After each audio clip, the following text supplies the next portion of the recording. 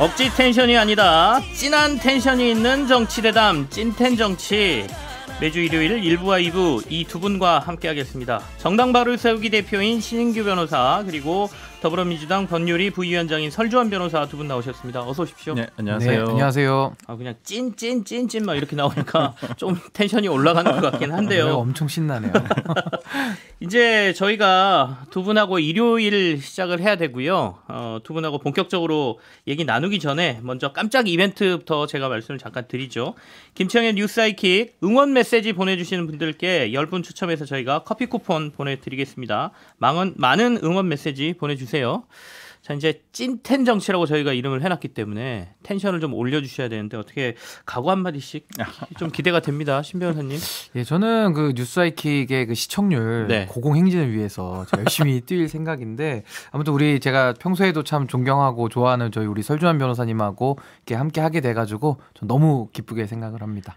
설주환 변호사님 지난주에 잠깐 대타 형식으로 토요일 날 나오셨는데 바로 일요일 고정이 돼버리셨어요. 그러니까 너무 영광이에요. 제가 자주 듣는 또 애청자였는데 또 이렇게 제가 출연자로 나오게 돼서 너무 영광이고, 또 저는 또 신인규 변호사랑 할 때마다 재밌어요. 재밌기도 하고 참 건전한 그래도 정치 논담이 되는 것 같아서 좀 저는 이 시간 참 보람이 있습니다. 저도 그 건전한 정치 논담 이걸 기대를 좀 하고 있습니다. 네. 자, 그럼 첫 번째 이 얘기부터 해보겠습니다. 앞서 오프닝에서 잠깐 말씀드렸는데 IAEA 사무총장하고 오늘 민주당이 오전에 만났거든요. 민주당은 대안 검토, 방류 연기 등을 요청을 했어요. 하지만 IAEA 사무총장, 그로시 사무총장이죠. 원론적인 얘기만 하고 끝났다, 이렇게 지금 뉴스들이 전해지고 있는데 이번 만남을 어떻게 평가하십니까? 먼저 설주환 변호사님부터 얘기 들어볼까요? 네, 저는 그래도 긍정적인 면은 충분히 있었다라고 봐요. 네. 물론 내용이 협정을 민주당 입장에서는 협정할 만하다라고 보긴 좀 힘들겠지만은, 그래도 그로시 총장이 지금 3개 국가 정도를 지금 방문한다고 하지 않습니까? 그것이 이제 그 나라들이 가장 지금 방류에 반대 입장이 국내적으로 많은 국가여서 이제 뉴질랜드, 대한민국, 그다음에 태평양 도서국가를 방문한다는 것인데, 또 와서 저는 또 정부 여당이라든지 그 어떤 찬성하는 입장만 만나고 간다고 한다면 정말 의미가 없었겠다라는 생각이 드는데, 저는 그로시 총장도 얘기를 했다시피 입국장에서부터 다소 과격한 것도 있고 그랬지만 격한 내용도 있었지만은 어떤 항의하는 시민들의 얘기도 들었을 것이고요. 저는 민주당에서 오늘 민주당에서 이런 국내 야당에서 얘기를 하는 내용도 참고를 하려는지는 모르겠지만은 일단은 그런 형식이라도 갖췄다는 부분에 대해서는 상당히 좀 긍정적으로 생각을 하고, 물론 내용에 대해서는 협정할 만한 대답은 없었지만은 저는 어찌 보면 IAEA가 가지고 있는 한계라고 보여요. 그러니까 방류에 대한 결정은 일본 정부가 했다라고 한 것은 분명히 나와 있거든요. 그렇기 때문에 본인이 일본 정부에 그걸 요청할 수는 없겠지만은 저는 오늘 그래도 IAEA 총장이 와서 감시를 그래도 끝까지 하겠다라는 얘기를 했다는 것은 일단은 긍정적인 측면으로 보고 있습니다. 신 변호사님은 어떻게 평가하세요? 저는 우선 이 일본의 지금 오염수 방류가 기정사실화되는 것 같습니다. 그래서 저는 이 지구인의 한 사람으로서 또 이제 미래 세대들을 우리가 고려했을 때 이거 저는 정말 최악의 결정으로 저는 생각이 들거든요. 아니, 가뜩이나 지구가 지금 환경오염도 심하고 기상이변도 너무 많고, 또 특히 젊은 세대들은 여러 가지 그런 오염물질들 때문에 불임이나 난임이나 이런 걸로 고민들이 많거든요. 근데 이 가뜩이나 아픈 지구에 이런 또 환경오염에 이 한 세대를 살면서 이 모습을 지켜봐야 된다는 게 너무 안타깝고요. 저는 우선은 사실 우리 정부가 이 문제를 사실 좀 제대로 풀었으면 좋겠는데 너무 좀 전 소홀하게 접근했다는 부분은 전 비판받아야 마땅하다고 보고, 또 민주당 입장에서도 사실 이게 외교의 부재 내지는 국민과의 불통, 그리고 생존권이라고 하는 미래 세대와 또 직접적인 관련이 되신 어민들이나 이제 우리 상인들, 이분들에 대한 관점에서 좀 집중적인 문제 제기를 했었으면은 전 좀 정부의 태도도 좀 바꿀 수 있지 않았을까라는 아쉬움이 저는 매우 강하게 남고요. 저는 이번에 민주당이 그로시 총장하고 면담한다고 해서 조금 걱정은 했습니다. 이게 또 민주당의 그 국회에서 대정부 질문하는 이제 그런 실력으로 또 한다 그러면은 이것도 국제적으로 상당히 좀 그럴 수 있기 때문에 걱정을 했는데, 이번에 내놓은 대안 검토, 그러니까 다른 대안이 있다는 거죠. 그리고 방류 연기, 이런 거를 지금 우리 정부가 사실은 일본에다가 요구를 해야 되는 거예요. 그래서 그렇죠. 저는 이런 네. 부분에 대한 문제 제기 이번에는 좀 제대로 잘한 것 같다. 그래서 그건 좀 나름대로 긍정적으로 평가를 합니다. 저는 그러니까 그 우원식 의원이 네. 상당히 지금 12일째 단식 농성을 하시면서 오늘 그로시 총장을 만나서도 상당히 의미 있는 얘기를 많이 하셨어요. 저는 그런 부분에 대해서는 이제껏 민주당이 좀 국민들에게 비춰진 모습, 아까 신 변호사가 얘기한 대로 국회에서 보여준 어떤 좀 미흡한 모습을 네. 조금이나 상쇄했다라고 좀 보고요.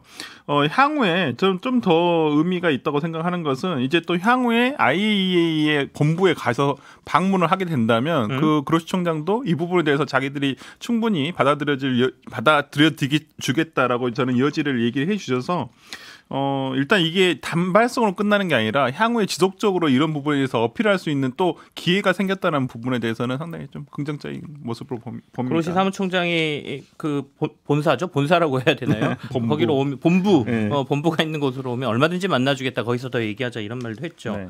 근데 이제 국민의힘 쪽에서 민주당이 오늘 아침에 이제 IAEA 사무총장 만난다고 하니까 총장 말을 새겨들어라. 이렇게 또 말씀하셨던데 이게 단어 선택이 굉장히 중요한 것 같습니다. 지난번에는 IAEA 보고서 나왔을 때 겸허히 받아들이겠다 또 이렇게 얘기했지 않습니까? 이 부분에 대해서 신 변호사님 어떻게 평가하십니까? 저는 제가 아까 서두에 네. 이게 정말 역사상 저는 최악의 그런 결정이고 이 환경 오염 차원에서 상당히 좀 심각하게 바라보고 있거든요. 근데 국민의힘에서 사실은 정부 여당으로서 올바른 방향 제시를 못하는 거를 넘어서서 뭐 최근에도 수돗물 가서 직접 몇몇 의원들이 떠먹기도 하지 않았습니까? 그런데 IAEA 보고서가 나왔는데 그걸 겸허히 받아들인다라는 표현도 상당히 국민들의 마음을 아프게 했습니다마는 이번에도 또 총장 말을 새겨들으라 이러니까는 이게 도대체 IAEA가 무슨 뭐 국가인지 아니면 뭐 우리는 도대체 우리나라는 뭔지 정말 정체성에 좀 혼란이 오거든요. 그래서 저는 이 후쿠시마 오염수 문제를 상당히 지금 정부 여당은 가볍게 여기고 있는 것 같은데요. 뭐 어느 정도 대통령에게 외교권에 대한 정권이 있기 때문에 그냥 넘어가면 넘어간다고 볼 수도 있지만은요. 이 역사에 남는 것이고 저는 국민들께서 지금도 다 평가하고 계신다. 반대 여론이 상당히 높고 불안해하는 분들이 많거든요. 근데 거기에 대해서 선전이나 선동에 괴담에 휩쓸린 사람들로 국민 무시적인 발언들을 계속해오고 있거든요. 그래서 이런 부분을 종합적으로 봤을 때 저는 후쿠시마 오염수 관련된 정부 여당의 대응은 전 이번에 매우 부족하고 미흡했다. 저는 이렇게 평가합니다. 자, 그나마 이제 제가 조금 아침에 나온 것 중에 뭐 세계보건기구, 국제해사기구, UN 인권위원회 이런 곳들과 함께 새로운 거버넌스를 좀 만들어서 오염수 방류가 해양 생태계와 인류 건강에 미치는 영향을 좀 장기간 분석을 해야 되지 않겠느냐라는 의견에 대해서 그로시 총장이 그 필요성에 대해서 공감한다라고 얘기를 했어요. 그러니까 이 부분에 대해서는 그로시 총장도 뭔가 우리가 조금 더 연구가 필요하다라고 얘기를 했으니까 이 부분까지 좀 실제로 좀 진행이 됐으면 하는 바람을 좀 가져보죠. 저는 하나만 더 추가하자면 지금이라도 아직 늦지 않았기 때문에 정부가 방류에 대해서 반대 내지는 연기 요청을 전 해야 된다고 보고요. 할까요? 아니 근데 해야 된다고 보고 만에 하나 정말 일본이 뿌리기 시작하더라도 이게 30년짜리 아닙니까? 그렇다면 뿌리는 조건 내내 저희가 감시 감독 같이 참여하고 이상 징후가 있을 때 그러니까 안전 기준이 넘어간다거나 이상 징후가 있을 때는 바로 중단시킬 수 있는 이런 좀 안전 체계에 대한 담보를 좀 정부가 받아와야 된다고 저는 생각을 하는데 좀 이 부분에 대해서 지금 어느 정도까지 진척이 됐는지는 지금 알 수는 없습니다. 그러니까 저는 이번에 윤 대통령이 또 나토 회담 가셔가지고 기시다 총리와 정상회담을 한다고 하는데 뭐 이번 그 오염수 방류에 대한 내용이 뭐 논제로 올라간다고 하는데 저는 이 부분에 대해서는 이 국민의 80%가 넘는 국민들이 걱정을 한다는 거잖아요. 이 오염수 방류에 대해서 저는 이걸 대통령이 지렛대로 삼아서 일본에게 요구할 건 요구를 해야죠. 네네. 뭐 방류에 대해서 조금 늦춰달라고 한다든지 아니면 방식을 바꿔볼 생각이 없다고 물어본다든지 뭐 그렇게라도 안 된다고 한다면 그러면 일본은 자국의 수산인들을 위해서 6조가 넘는 돈들을 지금 보상 금액으로 지금 책정을 해놓고 있어요. 그런데 우리나라 어민들은 이걸로 인해서 우리가 피해를 받는단 말이에요. 그렇다고 한다면 이 부분에 대해서 일본에 요구를 해야죠. 이거 우리나라가 잘못하는 게 아니잖아요. 우리나라 정부가. 그렇다고 한다면 일본 너희 정부가 그러면 만약에 영향이 있어서 우리 수산인들이 여기에 대해서 손해를 받게 된다면 어떤 보상책을 가지고 있느냐 이런 부분에 대한 구체적인 내용을 좀 요구했으면 좋겠어요. 자, 오늘도 저희가 얘기할 것들이 많습니다. 이 후쿠시마 방류, 오염수 방류 얘기는 여기서 마무리를 짓고요. 두 번째 이슈로 좀 가보겠습니다. 이번 주에 이제 윤 대통령이 대통령 문화체육특별보좌관에 유인촌 전 문체부 장관을 임명을 했습니다. 또다시 이른바 MB맨의 귀환이라는 평가가 좀 나오고 있거든요. 그러면서 유인천 특보의 과거 장관 시절에 했었던 여러 가지 행적들도 재소환이 되고 있는데 두 분 유인천 특보에 대한 인사를 어떻게 평가하시는지 얘기를 먼저 들어보고 싶네요. 신 변호사님. 저는 최초에 이제 윤석열 정부의 인사 구성을 이제 예를 들면 검찰 인사, 그리고 김건희 여사 쪽에 추천받은 인사, 그리고 MB 인사 이렇게 세 개로 나눠서 인사 분석을 많이 했었거든요. 네네. 근데 지금에 와서는 사실상 이제 MB 전성 시대 아니냐. 그리고 지금 어떤 말도 시중에 나오냐면은 대한민국 헌법상 대통령은 단임제잖아요. 한 번 하면 대통령 더 이상 못 하는데 지금 인사의 명단을 보면은 이거 거의 MB 대통령이 좀 재선하고 있는 거 아니냐라는 수준으로 평가를 하고 있어요. 아니 그러면 윤 대통령은 꼭두각시입니까? 아니 그러니까 인사의 구성이 그렇습니다. 왜냐하면 이거 뭐 하나하나 살펴보면 MB 대통령과 인연이 없는 분이 거의 없을 정도로. 그렇죠. 예를 들면 뭐 지금 뭐 김관진 그 장관도 그렇고요. 뭐 예를 들어 김태효 대안보 실장 그 차장했던 분도 지금 제1차장 하고 김대기 있고, 비서실장 뭐 김대기 비서실장 그렇고 이번에 통일부 장관 간 분도 그렇고 지금 뭐 이재호 고문님도 그렇고. 뭐 지금 한두 명이 아닌데다가 이번에 이동관 그런 다음에 지금 또 유인촌 지금 이제 특보까지 나온 거거든요. 네네. 그래서 저는 정말 인사가 만사고요. 인사를 통해서 줄 수 있는 메시지가 있는데 이런 식으로 MB맨들이 너무 전면에 나서는 것이 매우 과도한 수준이다. 저는 이렇게 보기 때문에 MB 인사에 대한 비판이 왜 있습니까? 사실은 MB 대통령이 성공한 대통령이라 보기는 매우 어렵거든요. 여당 내 야당이라고 하는 박근혜 전 대통령에게 정권을 넘겨준 분이고 또 MB 대통령 시절에 했던 분들이 뭐 당시에는 제가 유능했다고 뭐 백보 양보해서 인정을 하더라도 이미 시대가 10년이 넘게 지났잖아요. 근데 또 이분들이 현역에 와가지고 한 세대를 운영하고 평가받았던 분들이 또 와서 한다. 이거 국민들이 인정할 수 있겠습니까? 그리고 뭐 최근에 교육부 논란도 있었던 교육부 총리도 또 MB 때 총리 하셨던 분이 또 하시는 거거든요. 그러니까 저는 인사에 대해서 좀 인사폭을 넓게 쓰셨으면 좋겠고요. 만약에 그게 아니라 계속 MB 쪽 인사들만 앞으로도 계속 쓴다면은 이거 MB 대통령 재선이라는 얘기가 더 강화될 것이고 그렇게 인물이 없냐라는 비판을 피할 수가 없을 거라고 저는 봅니다. 인사폭을 조금 더 넓게 썼으면 좋겠다는 말씀이세요. 근데 뭐 어떤 정권에서 일하셨든 뭐 잘하셨다면 또 불러서 쓸 수 있는 거는 맞는 얘기죠. 근데 설주환 변호사께서는 이번 인사를 어떻게 평가하세요? 재취업의 성공이시다. 재취업의 성공. 네. 그러니까 방금 신 변호사가 얘기해준 대로 신 변호사님 얘기해준 대로 참 어찌 보면 너무 참 왜 이렇게 보수에 사람이 없지? 어찌 보면 보수가 대한민국의 개국 세력이잖아요. 오랫동안 정말 정권을 집행하고 유지하면서 정말 이게 탄탄하게 쌓인 인력풀이 있을 텐데 이걸 그렇게 쓰지를 못한다는 게 참 안타까워요. 그러니까 지금 뭐 예를 들어서 유인촌 특보 같은 경우도 특보가 어떤 역할을 구체적으로 할지는 모르겠어요. 저는 약간 그런 생각도 드는 게 윤 대통령이 과거 국회에서 어느 시절에 가장 검사로서 자유스러웠냐 이걸 아마 박범계 민주당 의원이 물어봤었나? 그때 가장 좋았었던 때가 MB 정권 때, 이명박 정권 때 가장 좋았다 해서 그때 이철희 의원이 물어봤던 걸로 기억이 나는데. 네네.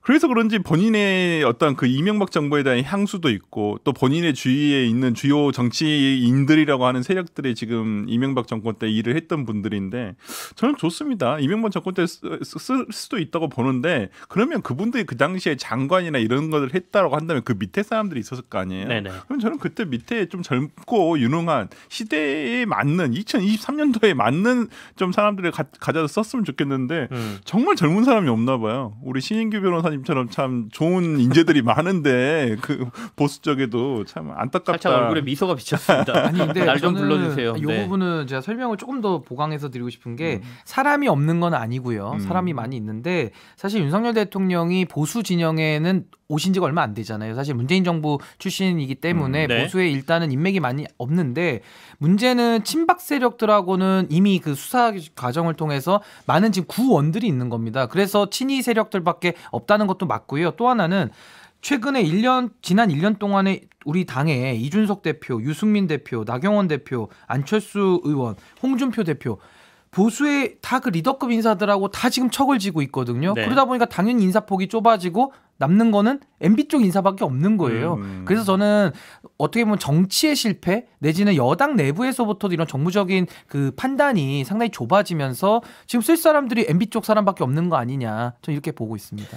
그러면 이 문체특보라는 자리에 대해서 좀 얘기를 해볼까요? 새로 만들어진 자리 아니겠습니까? 신설 이유를 그리고 또 어떤 역할을 할 걸로 보시는지 두 분 얘기를 좀 들어보죠. 설전 변호사님. 네, 그러니까 기존의 박범균 문체부 장관에 대한 그러니까 교체설이 굉장히 많았어요. 네네. 저도 그 얘기를 여권에 계신 분한테도 벌써 몇 달 전부터 들었는지도 모르겠어요. 그래서 곧 교체가 될 것이다라고 했었는데 어찌 보면 인물란, 그러니까 그 인사청문회를 통과할 인물란을 조금 있는 것이 아닌가라는 생각이 좀 들고 오히려 이게 문체특보라는 것이 또 장관급이라잖아요. 그렇다고 네네. 한다면 인사청문회를 회피하기가 하나의 방법인가? 그러니까 그 어떠한 특별하게 지금 보면 유인촌 장관이 뭘 맡아서 하겠다는 내용이 없어요. 정확하게. 그러면 정말 이거 박병훈 문체부 장관을 거의 대신해서 일을 하는 것은 아닌가라는 생각도 들고 실질적으로 일단 문체부에서 어떤 영향력을 끼쳐서 업무를 진행하는 것은 아닌가라는 생각이 좀 들어서 어떤 의도로 이걸 하고 이 특보라는 자리가 저는 그러니까 우리가 행정부 각 부에 있어서의 어떤 정해진 장관 자리가 아니거든요. 그렇기 때문에 이런 것들이 그러니까 비상설적인 직위가 많이 늘어나는 것은 좋은 것은 아니에요. 그만큼 감시의 눈이 적어진다는 네네. 얘기이기 때문에 저는 이 부분에 대해서는 조금 문제가 있다. 예. 이른바 이제 차관 정치라고 많이들 얘기하셨는데 네. 그거하고 이 특보 자리가 비슷해 보인다라는 말씀이신 것 같고 한 명이 더 있지 않습니까? 이제 이동관 특보가 차기 방통위원장이 된다라고 대부분들 말씀을 하고 계시기 때문에 만약에 이동관 특보가 차기 방통위원장이 된다라고 하면 우리 문체특보하고 두 분의 자리가 이제 미디어의 밑그림을 그리는 자리 아니겠습니까?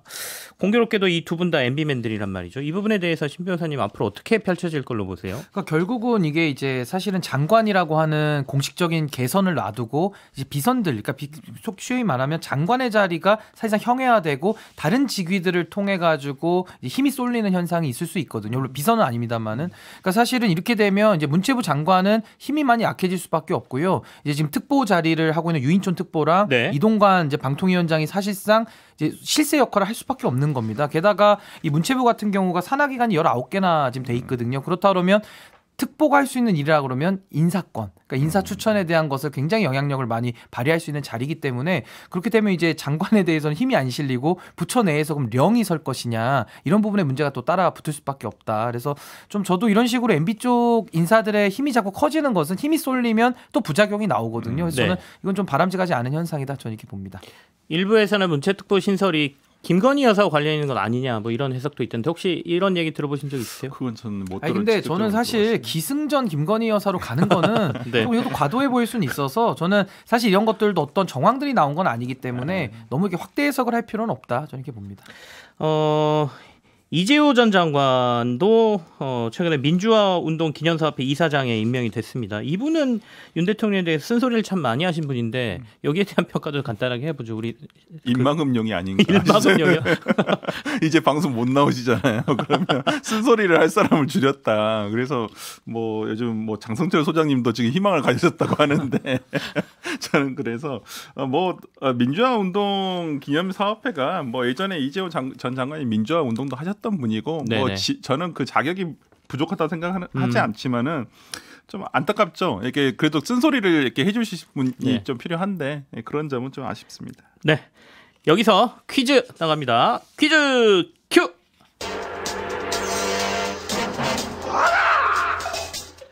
윤석열 대통령이 대통령 문화체육특별보좌관에 유인촌 전 문화체육관광부 장관을 임명했는데요.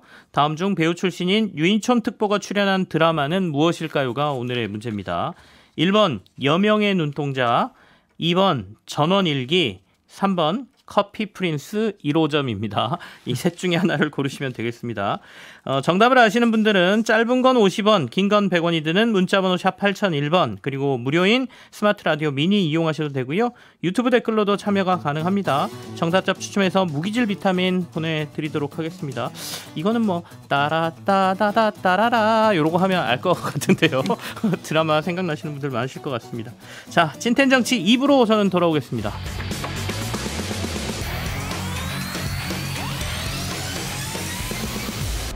김치영의 뉴스 하이킥. 유튜브 생중계로도 함께하고 있는 생방송 김치영의 뉴스 하이킥 2부 정당 바로 세우기 대표인 신인규 변호사 그리고 더불어민주당 법률위 부위원장인 설주환 변호사와 함께 찐텐 정치 이어가겠습니다. 자, 청취자 메시지 하나만 읽어드릴게요. 유튜브에 편인자님께서 신 변호사님 꼭 국회의원 돼서 국민들 위해서 일해주세요라고 말씀하셨습니다. 출마하시겠습니까? 편의자님 응원의 말씀 너무 감사드리고요. 네. 하여튼 저도 주어진 일을 열심히 하도록 하겠습니다. 꼭 되실 거예요. 네. 자, 응원의 문자 왔으니까 더 힘내주시길 바라고요. 자, 그러면 2부에서는 각 여야 당 상황을 좀 살펴보겠습니다. 먼저 민주당 이재명 대표, 이낙연 전 대표가 곧 만날 것으로 보이는데요. 지금까지 들려오는 얘기들 좀 설주환 변호사 통해서 좀 들어볼까요? 네, 지금 뭐 이번 주에 뭐 만난다고는 하시더라고요. 네네. 일단 뭐 구체적인 날짜를 조율을 하고 있다라고 하고 제가 일주일 전에 당대표실에 계신 분한테 여쭤봤을 때 실무자한테 여쭤봤을 때는 구체적인 계획이 없다 그랬었거든요. 지난주만 해도. 근데 아마 이번 주에 좀 그 계속돼서 꼭 계속 만나야 된다라는 주변의 말씀도 많고 그래서 아마 이번 주 금주 내에는 아마 만날 걸로 예상이 됩니다. 근데 참 이게 만나는 게 중요한 건지 만나서 무슨 말을 하는 게 더 중요한 것이라고 좀 보는데 일단 안 만나는 것보다는 만나는 그렇죠? 게 좋으니까요. 네. 일단은 만나는 건 의미 있다라고 보고 네. 여기서 이제 어떤 얘기가 오가는지가 중요할 것 같은데 네. 일단은 뭐 다들 친명 비명 이렇게 갈라서 보고 있으니까요. 친명과 비명의 갈등이 좀 잦아드는 계기가 될 것이냐 두 분의 만남이 이게 포인트인 것 같습니다. 어떻게 보십니까? 뭐 신규 변호사께 먼저 물어보겠습니다. 이 두 분이 만나면 뭔가 좋은 모습이 보이실까요? 근데 저는 뭐 두 지도자가 만나는 거에서 의미를 부여할 수는 있겠습니다만은 저는 사실 민주당의 구도를 보면요, 저는 뭐 친명, 뭐 반명, 아니 뭐 친낙으로 표현도 하지만은 저는 그 계파 의원들 저는 매우 소수로 보이거든요. 대부분들은 거의 다 중립지대에서 관망하는 걸로는 보입니다만은 그 양대 계파를 상징하는 의원들이 너무 목소리가 커요. 그래서 이제 소수가 과다대표하고 있다. 저는 일단 이렇게 보여지는데 저는 원래 그 전통적으로 총선을 앞두고는요 여당은 분열을 잘 안 합니다. 여당은 통합적 행보를 많이 가고요. 야당은 분열을 합니다. 그 이유는 여당 입장에서는 그 쓸 수 있는 카드가 너무 많아요. 그러니까 예를 들면 공천에서 탈락이 되면 뭐 다른 자리를 보내준다거나 여러 가지 이게 좀 처리할 수 있는 방안들이 많은데 야당은 나가는 것 말고는 방법이 없고요. 또 하나는 민주당이 지금 거대 의석을 갖고 있기 때문에 빈자리가 또 별로 없어서 이 현역과 신인과의 그런 충돌 문제까지 지금 복합적으로 발생하고 있다. 전 이 부분이 상당히 포인트이기 때문에 저는 지금 민주당의 이런 친명, 반명 이런 프레임이 저는 과거에 보수정당에 있었던 친이 친박 논란을 그대로 보는 느낌이에요. 그래서 저희 보수정당도 친이 친박이 어떻게 정리됐습니까? 끝까지 가지 않습니까? 끝까지 가서 정말 두 대통령도 불행해졌지만 그 대통령을 따랐던 분들도 거의 뭐 사실 이 정치권에서 치열하게 다투다가 아주 굉장히 그 안타까운 결과를 맞이했었거든요. 그래서 저도 민주당의 이런 계파 싸움이 저도 뭐 역사가 반복되기 때문에 좀 저희 보수정당이 밟았던 길을 그대로 따라가지 않을까 전 그렇게 예상을 좀 합니다. 뭐 이른바 친낙계 쪽에서는 신뢰 회복이 최우선이다. 뭐 이렇게 얘기를 했다고 하는데 여기서 말하는 신뢰 회복이라는 건 뭘 의미하는 겁니까? 그러니까 주로 이제 신경민 의원이 되게 방송에서 말씀을 많이 하시더라고요. 네네. 그러니까 이낙연의 악마화, 그다음에 지난 대선 패배의 가장 큰 원인이 이낙연 전 대표였다. 이런 뭐 친명 쪽에 어찌 보면 이재명 대표를 지금 지지하시는 분들이 되게 그런 말씀을 많이 하신다라고 하는데 뭐 그런 평가 뭐 가장 큰 원인은 뭐 후보였던 이재명 대표가 뭐 본인이 말씀하셨듯이 가장 큰 책임을 지시는 것이고요. 근데 그 과정에서 선거운동 과정에서 이낙연 대표가 과연 진심을 다해서 뭐 도와주었나 이런 부분에 대해서는 서로 그걸 가지고 평가는 좀 다른 것 같습니다. 저는.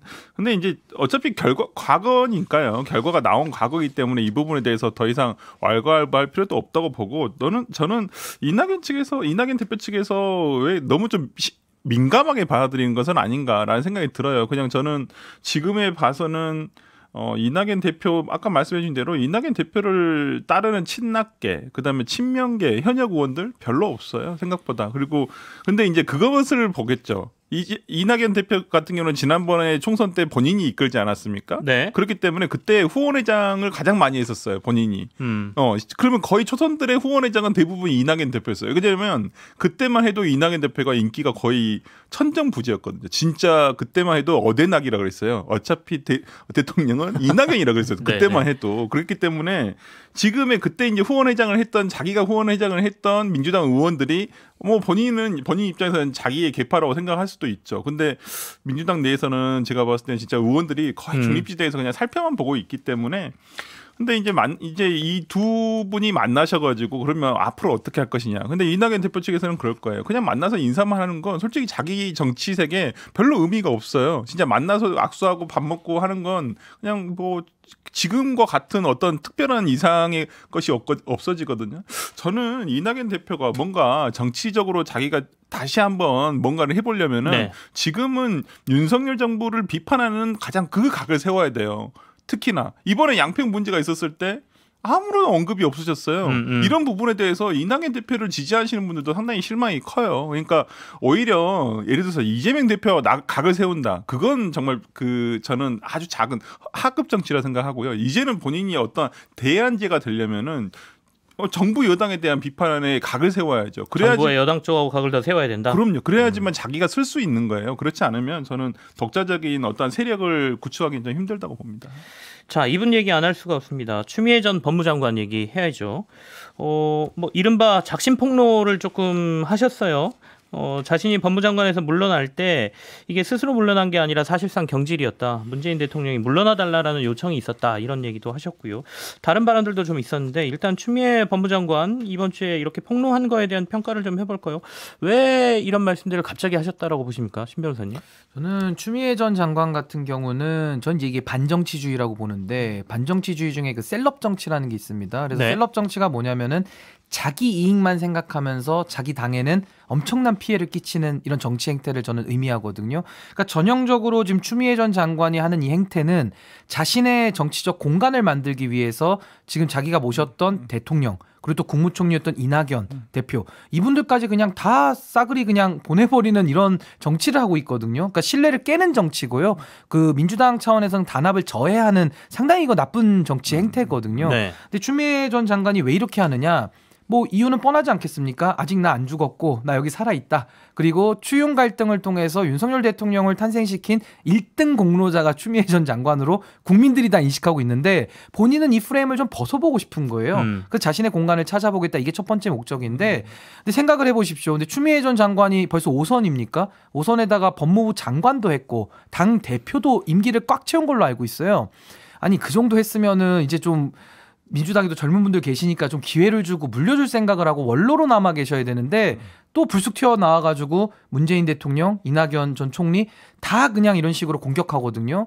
전 이거 추미애 전 장관이 이런 식의 정치를 해가지고는 저는 비판을 피할 길이 없고 이거 한국 정치에도 도움이 안 될 걸로 봅니다. 그리고 마지막으로 추미애 전 장관은 과거에 노무현 대통령 탄핵 시절에도 삼보일배하면서 반성했던 분이거든요. 근데 이분의 정치는 늘 보면 힘센 곳만 쫓아왔어요. 그러니까 이번에도 계속 이런 정치인의 변신을 시도하는 겁니다. 그래서 저는 이런 추미애 전 장관의 이런 정치 행태는 좀 민주당 내부에서도 평가가 그리 좋을 수가 없다. 저는 이렇게 봅니다. 결국에 내년 선거를 앞둔 행보다라는 해석이신 거예요. 네, 설주환 변호사님 얘기도 듣겠습니다. 그러니까 뭐 맞습니다. 그러니까 뭐 대권 외에는 별로 가실 자리가 없으세요. 네. 근데 대권까지 시간이 너무 많이 남았고 그다음에 총선을 통해서 어떤 국회의원직을 일단 원내에 계시면서 아마 발판을 마련해 보겠다. 근데 추미애 대표 같은 경우에는 이제까지 개파가 없어요. 우리가 누구 뭐 친축이라는 의원들 본 적은 없지 않습니까? 그렇기 때문에 그만큼 어찌 보면 이렇게 세력을 만드는 정치를 하지는 못하셨다. 저는 그 생각이 들고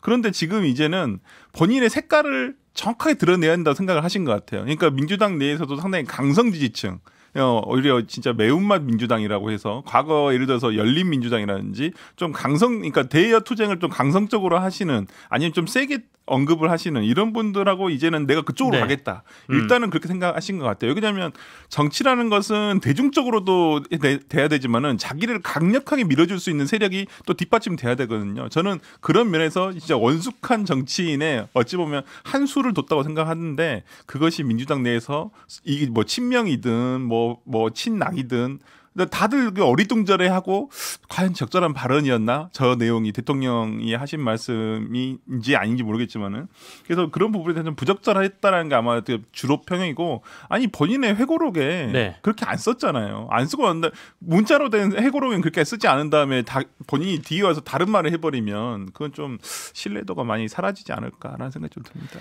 그때는 상황상 할 수가 없었다. 이제는 얘기할 수 있다. 뭐 이렇게 추미애 전 법무장관이 얘기하시던데 일단 그렇다면 정계 완전한 복귀 내년 총선 도전 의사를 완벽하게 밝히셨다라고 해석을 한다라고 하면 추미애 전 법무장관이 광진을에서 5선 하신 의원이지 않습니까? 지금 광진을 의원이 고민정 의원이에요. 그래서 결국에는 민주당 내에서 만약에 그쪽으로 출마를 하시려면 이 현 의원하고 경쟁을 좀 하셔야 되는 거고. 네. 그래서 이제 앞으로 어떻게 할 것이냐. 그러니까 민주당 안팎에서 추미애 전 장관하고 조국 전 장관하고의 신당설 뭐 이런 얘기도 나오고 있고요. 아니면 비명계로서 새로운 당을 만든다. 아니면 아예 결별해서 새로운 당을 만든다. 뭐 이런 얘기들이 나오던데 이런 것들의 실현 가능성 뭐 어디 쪽으로 더 뭐 확률이 좀 높은지 어떻게 평가하십니까, 신 변호사님? 저는 우선 민주당이 아까 제가 총선 앞두고 야당은 좀 분열한다고 하지 않았습니까? 저는 분열은 상수라고 보고요. 네. 아마 그 분열의 한 갈래 중에 추미애 조국 신당은 저는 가능하다고 봅니다. 왜냐하면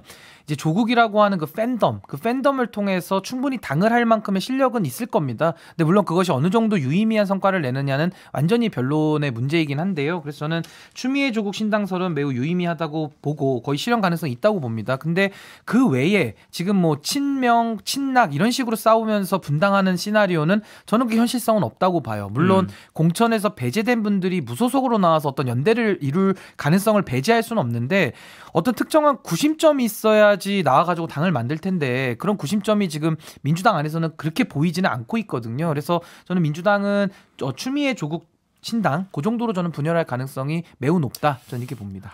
저는 개인적으로 뭐 광진을에서 나가지는 않으실 거라고 생각을 해요. 권민정 의원도 지금 최고위원이시고 그런데 예전에 물려줬다고 하긴 좀 애매하지만은 그래도 거기 다시 나가신다는 건 저는 좀 애매하다고 보고요. 오히려 저는 대구가 고향이시니까 대구로 나가셔서 오히려 입지를 한번 다져보시는 것도 좋다 생각하고. 대구에서 환영을 받으실까요? 어떻게 보세요? 그렇진 않겠죠. 아니 본인이 그럼 당선 가능성을 크기 때문에 절대 그럴 일은 없을 것 같아요. 저는 민주당 공천 본인의 바람이시군요. 네, 민주당 공천은 그러니까 저는 중진들 특히나 최근 민주당 내에 일고 있는 3선 이상 동일 지역구 출마 금지가 저는 그분들이 정치를 하지 말란 얘기가 아니라 어떤 당내 험지를 가서 당의 확장을 하는데 일조를 하는 게 더 맞다고 봐요. 그러니까 예를 들어서 우리 민주당이 더 선출되기 쉬운 곳에 가셔가지고 그냥 내 이름값 하나로 내가 또 국회의원 한 번 더 하겠다. 이건 정말 후배 정치인들을 죽이는 것이고 기회를 뺏어가는 것이거든요. 저는 그런 면에서라면 좀 추미애 대표가 좀 더 큰 정치를 하셨으면 좋겠어요. 오히려. 그래서 내년 총선이 이분에게 국회의원 한 번 더 하는 게 무슨 의미가 있겠습니까? 저는 그래서 어떤 상징적인 모습을 보여주신다면 가능한데 조국 교수와의 신당은 저는 별로 그렇게 힘이 실리지는 않을 것이다. 이렇게 생각합니다. 자, 이것도 오늘 좀 짚어봐야 될 것 같은데요. 그 서울 양평 고속도로 관련해서 오늘 그 양평 주민들하고 국민의힘 소속 전진선 군수 오늘 민주당사 항의 방문을 했습니다. 그러면서 이제 민주당을 이제 비판하는 식으로 오늘 항의를 좀 했는데 여기에 대해서 여러 가지 프레임에 갇히고 있다라고 추미애 전 법무장관이 지금 얘기를 하고 있어요. 자신을 추윤 갈등의 프레임에 가뒀듯이 지금 이 서울 양평 고속도로 같은 경우에도 이게 다 민주당의 잘못이다라는 프레임으로 쌓아가고 있다. 이렇게 가면 민주당 또 필패한다 이런 얘기거든요. 이 부분에 대해서 어떻게 평가를 하세요? 우리 신 변호사님. 이거는 추미애 전 장관님이 잘못된 비교 대상을 잡은 것 같아요. 그러니까 지금 양평고속도로 백지하면서 민주당 탓하는 거는 잘못된 거죠. 저는 잘못됐다고 보거든요. 이것은 원희룡 장관이 감정 조절을 못해가지고 급발진한 잘못인 거고 추윤 갈등이라는 것은 지금 뭐 굉장히 추미애 전 장관은 본인이 피해자인 것처럼 얘기를 하고 있는데 아니 추윤 갈등 때문에 윤석열 대통령이 그 소위 말해서 대선 주자로 급부상한 거 모든 국민이 인정하지 않나요? 근데 거기에 대해서 본인만 이건 내 탓이 아니었고 난 너무 억울해 약간 이런 식의 취지이신데 이거는 좀 양평 고속도로에 대한 민주당 탓과 엮일 수 없는 거를 괜히 어거지로 엮어가지고 본인의 그 피해자성을 부각시키려는 거기 때문에 설득력이 전혀 없다. 그래서 추미애 전 장관님은 추윤 갈등에 대한 책임을 좀 깊이 새기셔야 될 것 같고요. 저는 어떤 점을 본인이 좀 성찰해야 되는지를 좀 깊이 숙고하셨으면 좋겠다. 그리고 아까 설주환 변호사님 말씀하신 대로 저도 비슷한 생각이거든요. 5선 이상 하셔가지고 정치력을 많이 발휘하신 분들이 정치를 그만하시고 원로로 머물러 주시면 더 좋죠. 근데 그게 아니라 나는 영원한 현역이야, 뛸 거야 라고 하신다면은 좀 어려운 난이도로 좀 하시면 안 되겠습니까? 항상 쉬운 난이도로만 이렇게 가가지고 본인의 입지만 더 구축시키는 것은 저는 정치 발전에 아무런 도움이 되지 않는다. 저 이렇게 생각합니다. 설주환 변호사님께도 얘기를 좀 듣겠습니다. 일단 추 전 장관님의 비교는 저는 그 부분 사실관계를 떠나서 좀 본인 입장에서 억울할 수도 있다고 봐요. 그리고 저는 문재인 대통령의 어떤 당시의 생각 보면 저도 이해되지 않은 처사는 있었거든요. 당시에 저는 동반 사퇴 시킨 게 맞다라고 봤는데 당시 어찌 보면 추 전 장관만 사퇴를 함으로써 지금의 이러한 상황까지 벌어졌는데 그건 어차피 지나간 역사니까요. 그걸 탓한다고 한들 역사가 달라지는 것도 아니기 때문에 본인의 마음은 가벼울 수 있겠지만은 저는 그게 큰 의미가 있나라는 생각이 좀 들고요. 오늘 저는 양평 주민들하고 국민의힘 소속 그 전진성 군수가 오늘 민주당사를 항의 방문했는데 이분 좀 내비게이션 잘못 찍으신 것 같은데 민주당사가 아니라 국민의힘 당사나 용산에 가셨어야죠. 왜 어마한 민주당사에 오셔가지고 항의 방문하시죠? 골목을 두 군데 더 가서 찍으셨어요. 네, 거기 조금 블럭을 잘못 오신 것 같아요. 보니까 아니 이걸 백지화 시킨 게 민주당입니까? 아니지 않습니까? 원희룡 장관이 백지화 시켰어요. 그리고 근데 이걸 가지고 왜 민주당에서 이게 지금 국민의힘에서 굉장히 지금 프레임을 민주당이 잘못했다 이런 식으로 해가지고 지금 프레임 잡고 지금 그러는데 계속 저는 그렇게 하시라고 하고 싶어요. 그게 본인들한테 득이 안 돼요. 대다수의 상식이 있는 국민들은 그렇게 생각하지 않습니다. 이게 지금 어느 한 장관이 15년 동안 이루어졌던 국책인데 그 국책 사업이고 지역민의 수건 사업인데 이걸 자기 말 한마디로 뒤엎었는데 이걸 거지것대로 그걸 본다고요? 그게 다 민주당 탓이라고요? 저는 이 부분 오늘 전진성 군수가 본인의 입장이 있고 정치적인 생각이 있으니까 이랬다고는 충분히 생각을 합니다만은 이래서는 안 됩니다. 진짜. 오늘 찐텐전치에 저희가 쇼츠를 만든다면 방금 전에 그 말씀하신 내비게이션 잘못 찍으셨다고 되지 않을까라는 생각도 드는데 자 이제 저희가 민주당 얘기했으니까 국민의힘도 얘기를 좀 해보겠습니다. 국민의힘 안팎에서도 신당설이 피어오르고 있죠. 원조 친박 최경환 전 부총리 이준석 전 대표하고 만나서 보수연합군을 띄웠다라는 보도가 나왔습니다. 신인규 변호사께 먼저 이 얘기 좀 들어볼게요. 근데 그 이준석 대표를 비롯한 이제 젊은 정치인들하고 이제 최경환 전 부총리가 이제 식사를 한 장면이 이제 외부에 알려진 건데요. 보수 연합군이라는 이제 그런 식의 용어까지 나오는데 이게 식사 현장에서 나온 얘기는 아니라고 합니다. 그래서 여러 가지 어떤 이야기를 했는지까지 저도 내막은 모르지만은 그 그림만을 놓고 봤을 때 사실 저는 그렇게 좋게 보여지진 않았습니다. 왜냐하면 최경환 그 부총리에 대해서는 사실 그 탄핵에 대한 책임과 또 진박감별사라고 그때 당시 불렀거든요. 그래서 상당히 그런 좀 여러 가지 과거 정치의 행태에 대해서 비판을 많이 받는 분이시기 때문에 그분을 개인적인 친분 때문에 저는 만나는 것까지는 그건 좋다고 봅니다만은 이게 외부에 알려졌을 때는 그렇게 더 득이 되는 그런 만남은 저는 아니었던 걸로 보이기 때문에 거기서 나오는 보수연합군 이런 거에 대해서는 크게 평가할 저는 내용이 없는 거라고 저는 봅니다. MB맨들의 속속 복귀가 친박계를 좀 자극한 거 아니냐 이런 해석도 있던데 설주환 변호사님 어떻게 보세요? 이정현 의원도 지금 컴백하셨죠. 지금 지방시대위원회 위원장도 하시고 계시고 부위원장이신가요? 예. 하여튼 그래서 또 지금 지역에서 전남이나 광양, 순천 이쪽에서 굉장히 내년 총선을 앞두고 굉장히 지금 활발하게 지금 움직이고 계세요. 저는 그런 면에서라면. 근데 이게 참 아까도 말씀드렸지만 민주당에서도 이 올드보이들의 기한이 있는데 최경환, 이정현 정말 우리가 10년 전에 들었고 이미 저는 몰가겠다고 생각했었는데 다시 오셔가지고 현실 정치에 오신다.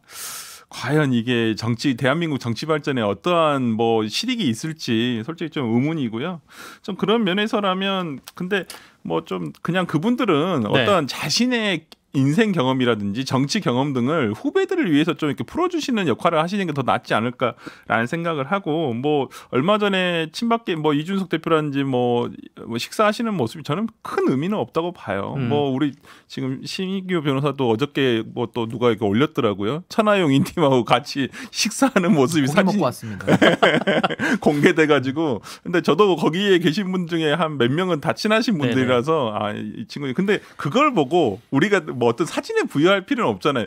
직접 참석하신 분도 계시지만은 무슨 뭐 정치적인 의미가 있었던 것은 아니지 않겠습니까? 이제 저희들이 그렇게 보는 건 정치인들이 하는 행위 하나하나가 다 저희는 정치 행위라고 보는 거죠. 네. 굳이 이걸 왜 올렸을까를 해석하다 보니까 최경환 전 부총리와 식사하는 사진 뭐 이런 것들이 이제 그런 해석을 낳는 건데 그래도 좀 서운하지 않으셨어요? 우리 신 변호사님은 젊은 정치인들 불러서 식사하는데 빠지셨잖아요. 물론 저는 뭐 초청을 받지 못했기 때문에 뭐 저는 크게 뭐 그 신경을 쓰진 않지만은 만약에 저는 뭐 최경환 부총리를 제가 뭐 처음 한 번도 뵌 적은 없지만은 만약에 뵌다고 한다면은 저는 뭐 요즘에 그런 출마 설도 나오고 있는데 저는 오히려 출마 안 하시고 좀 원로로 남으셔가지고 한국 사회를 위해서 다른 방식으로 봉사할 방법을 찾으시는 것이 좋지 않겠나. 저 이런 말씀은 드려보고는 싶을 것 같아요. 많이 만난다고 한다면은. 어쨌든 방금 전에 말씀하신 것처럼 친박계 인사들이 조금씩 이제 재등장하고 총선에 뭐 기지개를 편다 이런 표현도 할 수 있을 것 같은데요. 그렇다면 일종의 제2의 친박 연대가 만들어질 가능성에 대해서는 어느 정도나 된다라고 두 분 보십니까? 우리 신 변호사님. 저는 요즘 시대 흐름이요. 좀 저는 동의할 수가 없는 게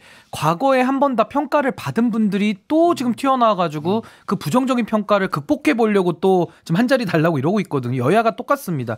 예를 들면 지금 뭐 친박이나 MB 쪽 사람들이 부활하는 거, 그리고 또 민주당도 박지원 원장님, 뭐 천정배, 정동영 이런 분들 다 출마한다는 설이 나오고 있거든요. 네.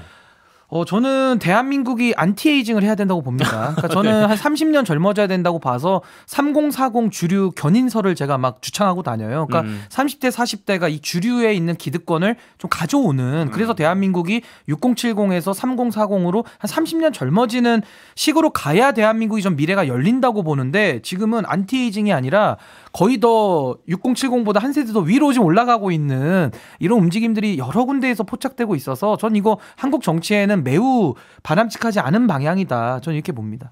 제2의 친박연대 실현 가능성 우리 설주환 저는 변호사님은 없다고 봐요. 없다. 최경환 거의 0%. 의원은 네. 경북 경산에서 굉장히 영향력이 있으세요. 기본적으로는 그 굉장히 보수적인 동네고요. 그래서 근데 우리가 친박연대는 당시에 박근혜 대통령이 현역 정치인이었어요. 근데 지금은 현역 정치인도 아니고 오히려 지금은 친박 연대를 할 만하신 분들이 너무 연로하신 분들이 많고 네. 최경환 의원처럼 지역에서 그립감을 가지고 계신 분들이 적기 때문에 저는 뭐 이렇게 최경환 의원처럼 이렇게 예를 들어서 한 분 한 분 정도의 세력은 당선될 수는 있겠지만은 어떤 연대 세력을 만들어서 하기에는 쉽지는 않을 것이다. 그리고 저는 이제 안 했으면 좋겠다라는 말씀을 드렸는데 만약에 이분들이 출마를 하신다고 하면요, 그 자체를 막을 수는 없잖아요. 그래서 저는 이번 총선에서는 국민들께서 저는 엄중하게 이거는 좀 심판을 해서 평가를 받으시면 좋겠다, 저렇게 생각합니다. 선거로 안티에이징 해야 되는 거군요. 정말 안티에이징이 필요합니다. 한국 정치도 안티에이징이 필요하다는 얘기까지 들었습니다. 자, 오늘은 찐텐 정치 여기서 마무리를 하겠습니다. 두 분과 못다한 이야기는 잠시 후에 유튜브 연장 방송 틈새 토크에서 계속 이어가도록 할 테니까요. 유튜브로도 많이 시청해 주십시오.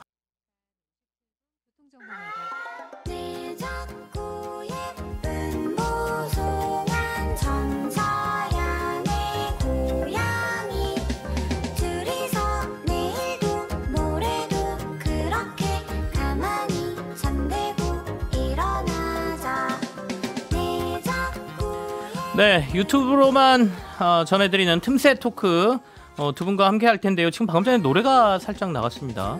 설주환 변호사 그리고 신인규 변호사랑 지금 같이 계속 하고 있습니다. 네. 지금 또 뒷배경으로 좀 나가는데요. 두 분 이 노래가 어떤 노래인지 아십니까? 신 변호사님. 처음 듣는 노래긴 한데 누가 부른지는 알고 있습니다. 아, 그래요? 저는 인트로 이 앞에 부분만 몇 번 방송하면서 몇 번 들어봤었어요. 이 노래가 조국 전 법무장관 장관의 딸인 조민 씨가 낸 음원입니다. 그냥 노래만 많이 듣진 않았지만 노래만 듣고 노래 어때요? 좋아요? 뭐 글쎄요. 뭐 저는 이게 제가 좋아하는 노래 스타일은 아닌데 뭐 일단 들을 만은 한 것 같습니다. 예. 설주환 변호사님. 네, 동요니까 동요라고 하니까 동요입니까? 네, 이게 동요래요. 동요에서 뭐 그 동요에 맞게끔 저는 분위기가 있는 동요 분위기의 노래인 것 같습니다. 너무 저희가 강제로 들려드려서 그런지 두 분이 표정이 별로 안 좋으십니다. 안 듣고 싶은 노래들 들었다 뭐 이런 약간 그런 표정이신데 이 조민 씨가 유튜브에서 굉장히 활발하게 활동을 하고 계시죠. 벌써 구독자가 24만 명을 돌파했다고 하는데 이런 활동을 두 분 어떻게 평가하세요? 저는 근데 사실 대한민국이 이제 자유가 있는 나라기 때문에 뭐 네. 유튜브 하는 거 자체를 제가 뭐 문제를 삼고 싶지는 않은데 사실 아버지가 이제 장관을 지내셨고 또 지금 불미스러운 일로 어머니가 지금 뭐 구속돼 있고 여러 가지 지금 사법적인 절차가 진행 중에 또 있지 않습니까? 좀 그런 거를 생각할 때 저는 공인의 책임, 그러니까 공인으로서의 책임을 고려할 때는 조금은 자중하는 것도 저는 국민들이 보시기에는 평가의 또 하나의 요소라고 보거든요. 근데 그런 것에 대해서 전혀 아랑곳 없이, 그러니까 전혀 그런 부분에 대한 뭐 신경 쓰는 게 없이 왕성한 활동을 이어가고 있기 때문에 전 이 부분에 대해서 뭐 조국 전 장관을 지지하거나 또 조민 씨를 좋아하는 분들은 뭐 엄청난 뭐 팬심을 보내시겠습니다만은 뭐 국민 대부분 입장에서는 좀 보시기에는 좀 굳이 이렇게까지 해야 되는가, 과도하다 이런 비판을 하는 분들도 저는 많을 것이다, 저는 이렇게 봅니다. 근데 저는 개인적으로 조민 씨가 공인이라고 생각하지는 않아요. 뭐 그냥 뭐 많이 알려진 사람, 뭐 아버지 덕분에. 그래서 저는 진짜 비틀즈의 노래 제목 마냥 Let It Be 그냥 냅둘까요? 냅두면 되는데 이 특히나 보수 쪽에서 보수 정편이나 이쪽에서 상당히 부각을 많이 시켜줘요. 그러니까 네. 왜 너 나대냐? 너 왜 너가 지금 이럴 때니? 아버지 뭐 지금 2년 선고받고 있고 엄마 지금 감옥에 있는데 너가 지금 이럴 때냐? 이렇게 하는데 조민 씨 예전에 인터뷰한 보니까 어머니가 이렇게 조민 씨가 활동을 하는 모습을 오히려 더 좋아하신다고 하시더라고요. 본인 인터뷰 내용을 따르면 그래서 네네. 그런지는 모르겠지만은 오히려 좀 밝은 모습을 보여주면서 엄마를 응원하는 건 아닌가라는 생각이 들어서 저는 솔직히 별로 관심이 없어요. 진짜 조민 씨에 대해서 뭘 하든 대한민국에서 뭐 지금 솔직히 뭐 이제 다 취소되고 소도 다 취하하고 그렇다면 시간도 많이 남고 또 이렇게 본인이 어떤 예능적인 또 재능이 있었다는 것을 또 본인이 또 이렇게 보여주고 싶어 하니까 또 그걸 좋아하시는 분 아니면 욕하고 싶어 하시는 분 다 구독하셔가지고 하시는 거니까요. 결국에는 그 종편하고 보수 유튜버들이 이 조민 씨의 유튜브 구독자를 늘려준 그럼요. 셈이다 이렇게 평가를 하고 계시는군요. 그나저나 이제 조민 씨가 이렇게 음원도 내고 하다 보니까 최서원 씨의 딸 정유라 씨, 그러니까 최서원 씨가 이제 개명 전에 최순실 씨죠. 최순실 씨의 딸인 정유라 씨가 이 조민 씨에 대해서 일종의 저격글 같은 것도 남기고 하던데 이 부분은 어떻게 보십니까? 근데 저는 뭐 근데 이게 또 이제 이렇게 되면은 소위 말한 최순실, 그 뭐 박근혜 전 대통령 그리고 또 조민 씨 하면 조국 전 장관, 그럼 또 문재인 대통령 생각이 나면서 계속 이런 식으로 또 진영 갈등 속에서 이런 소재들이 자꾸 소비되거든요. 또 이런 게 또 뉴스에서 다뤄지기도 하고 그래서 저는 글쎄요, 전 아까 우리 설주환 변호사님 말씀대로 이분들 공인이 아니라고 저는 인정할 수도 있어요. 그렇기 때문에 뭐 자숙을 강요할 수는 없는데 권고 정도는 드릴 수 있을 것 같고 조금은 한국 정치가 더 발전되고 성숙되기 위해서는 좀 이런 이슈들에 대해서도 조금은 차분하게 다룰 것과 안 다룰 것들을 좀 더 우리가 분별해 나가면서 하는 것도 전 하나의 방법 아니겠는가 좀 그런 생각도 듭니다. 그러니까 평가를 저도 가치를 잘 못 느끼겠어요. 저도 동감인데 네. 정유라 씨 좀 뭔가 사실관계 착오하시는 게 조국 장관이 구속시킨 거 아니에요. 최서원 씨를. 윤석열 대통령이 구속시켰어요. 수사해가지고. 근데 그거는 맞죠. 근데 그때 민정수석이셨으니까. 아니 근데 왜 화는 전부 다 조국 교수에게 내더라고요. 그래서 이분이 도대체 누구 좀 정확하게 타겟팅을 하고 하셔라. 저는 그렇게 말씀드리고 있습니다. 자, 두 분께서 이제 뭐 조민 얘기 그만하고 싶다고는 하셨는데 하나만 더 물을게요. 저는 고려대하고 부산대 입학 취소 소송을 취하한다라고 조민 씨 밝혔어요. 여기에 대해서는 어떻게 해석하십니까? 근데 이 부분에 대해서는 이미 대법원에서 결정이 난 거기 때문에 사실상 그 정경심 씨, 그러니까 어머니죠. 이미 다 위조했다라는 게 다 드러났고 확정이 됐고요, 대법원에서. 그리고 지금 뭐 검찰에서는 사실 조민 씨에 대해서도 더 기소를 할지 여부도 고민을 한다는 거 아닙니까? 그렇기 때문에 전 이 부분에 대해서는 입학 취소를 다투는 것 자체가 전 무익한 일인데 그 무익한 일을 이제 조민 씨 입장에서는 본인은 억울하다 하면서 다퉜던 거거든요. 그래서 저는 뭐 취한 거는 사필 규정으로 마땅히 전 돌아갈 길로 돌아간 것이다. 저는 이렇게 봅니다. 저는 이제 법적인 실익이 많이 없다라고 판단을 한 것 같아요. 그리고 뭐 일각에서는 지금 또 그 뭐 기소 공소시효가 남아서 기소할 수도 있다. 이런 내용들이 있어서 어찌 보면 그러니까 이 소송을 끌고 가도 법리적으로는 개인적으로는 상당히 억울할 수 있다고 생각하지만 법리적으로는 상당히 결과가 좋지 않을 수도 있다고 판단을 한 것 같고 아마 그 조국 교수랑도 상당히 논의를 많이 했으리라 생각을 하고요. 저는 어찌 보면 본인이 그냥 이걸 가지고 계속 끌고 가면서 뭐 아무것도 안 하고 있는 것보다는 차라리 뭐 이제 자기가 뭐 원점으로 돌아가서 뭐 다시 의사가 되기 위해서 노력을 하든지 아니면 자기의 재능을 또 발휘해서 다른 분야로 갈 수도 있고 저는 오히려 한 개인으로서는 뭐 나쁘지 않은 선택이었다. 일단 그렇게 생각합니다. 앞서 저희가 찐텐 정치. 네. 저도 이제 입에 잘 안 붙습니다. 오늘 처음 해가지고 찐텐 정치에서 올드맨들의 이제 정치권 복귀에 대해서 두 분이 좀 목소리를 좀 높여주셨단 말이죠. 안티에이징 해야 된다고 정치권도. 너무 필요합니다. 안티에이징. 그 얘기도 좀 해볼까요? 사실은 다른 분도 계세요. 박지원 전 원장도 지금 출마를 거의 선언하다시피 하셨잖아요. 그러니까 그렇죠. 저희가 뭐 유인천 특보 얘기도 했지만 이런 분들이 다시 돌아오는 게 우리가 어떻게 보면 그 흔히 말하는 노령화 사회로 진입하면서 인구 구조가 그렇게 돼 있어서 그런 건지 사실 다른 문화권에서도 그런 일들이 벌어지잖아요. 그러니까 영화계나 이런 데서도 보면 굉장히 오래된 배우들이 그렇죠. 최근에 인디아나 존스 다시 개봉하는 것처럼 딱 보고 있으면 좀 안쓰러울 정도로 연기를 하시는 분들도 계시는데 뭐 그런 걸 정치권에도 그렇게 되는 건가 뭐 이런 생각도 들던데 어떻게 저는 보세요? 박지원 장관의 네. 그 출마를 개인적으로는 찬성을 해요. 물론 전체적으로 봤을 때는 굳이 또 나오셔야 되냐 이 말을 하는데 지역으로만 한정을 했을 때 네. 그래서 전남이랑 호남 정치를 생각해 봤을 때 지금의 호남 정치를 대변할 스피커가 없는 거예요.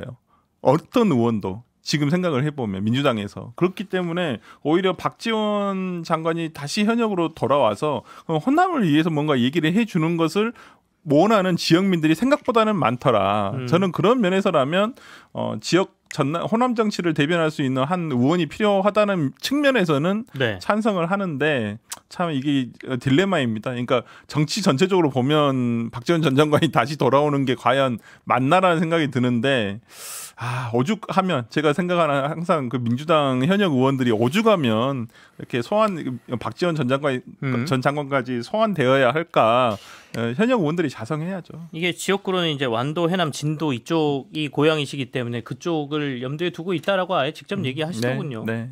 근데 저는 이제 흘러간 물로는 물레방아 더 돌리기 어렵지 않습니까? 그리고 이미 다 국민들의 평가를 받으신 분인데 또 나오겠다라는 것은 저는 뭐 노령 사회가 진행이 돼서 이분들이 나오신다고 보이지 않고요. 본인의 욕망이 끝이 없기 때문에 전 인간의 욕망은 무한하다라는 거를 이분들이 지금 실제 입증해 보이고 계신다. 전 이렇게 봐서 저는 매우 비판적으로 바라보고 있고요.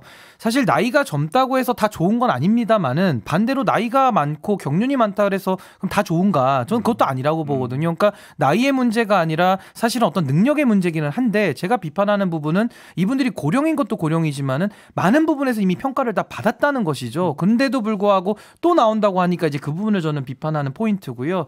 저는 왜 이럴까를 봤을 때 사실 국민의힘에서도 다음의 시대 정신을 내세우고 있지 못하고요. 민주당도 다음의 시대 정신을 내고 있지 못합니다. 그러다 보니까 국민의힘에서는 산업화라고 하는 이승만 박정희의 영광을 지금도 팔고 있어요.